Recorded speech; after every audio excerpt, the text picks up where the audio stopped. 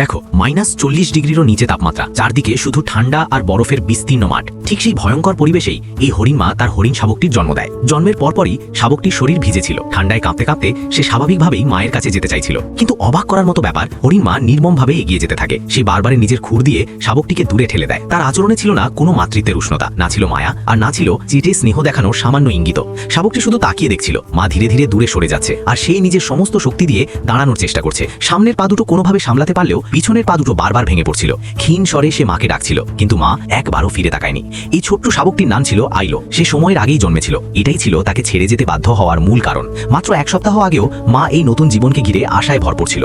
শীত শেষ হওয়ার আগেই পুরো পাল দক্ষিণ দিকে প্রায় 2400 কিলোমিটার পাড়ি দেওয়ার প্রস্তুতিতে ছিল, যাতে বাচ্চারা উষ্ণ ও নিরাপদ জায়গায় পৌঁছতে পারে। কিন্তু পথের মাঝেই শুরু হয় প্রসব যন্ত্রণা। তীব্র ঠান্ডায় জন্ম দেওয়া প্রায় অসম্ভব জেনেও মা পাল ছেড়ে জঙ্গলের ভেতর বরফমুক্ত একটি জায়গা খুঁজে নেয় এবং সেখানেই আইলোকে জন্ম দেয়। সাধারণত হরিণ শাবকরা অল্প সময়ের মধ্যেই দাঁড়াতে পারে, কিন্তু আইলো ছিল ভীষণ দুর্বল। মা বারবার তাকে হাঁটতে শেখানোর চেষ্টা করছিল, কিন্তু সময়ের চাপ আর চারপাশের বিপদের আশঙ্কায় সে ধীরে ধীরে ভেঙে পড়ে। শেষ পর্যন্ত সে আইলোকে ঠেলে দিয়ে সামনে এগিয়ে যায়। আইলোর দুর্বল কান্না পৌঁছে যায় এক সোনালী ঈগলে কানে, যে সুযোগ নেওয়ার চেষ্টা করে। ঠিক সেই মুহূর্তেই মা বিপদের আভাস পায়। সমস্ত শক্তি দিয়ে সে ফিরে দৌড়ে আসে। মৃত্যুর ঠিক আগ মুহূর্তে ফিরে আসে মায়ের মমতা। এবার সে আইলোকে আপন করে নেয়, চেটে পরিষ্কার করে, শরীর গরম করে, দুধ পান করায়। সেই রাতেই আইলো প্রথমবার দাঁড়াতে সক্ষম হয়। পরদিন সকালে সে হাঁটতে শেখে। পা কাঁপছিল, তবু মা ধৈর্য ধরে তার অপেক্ষা করছিল।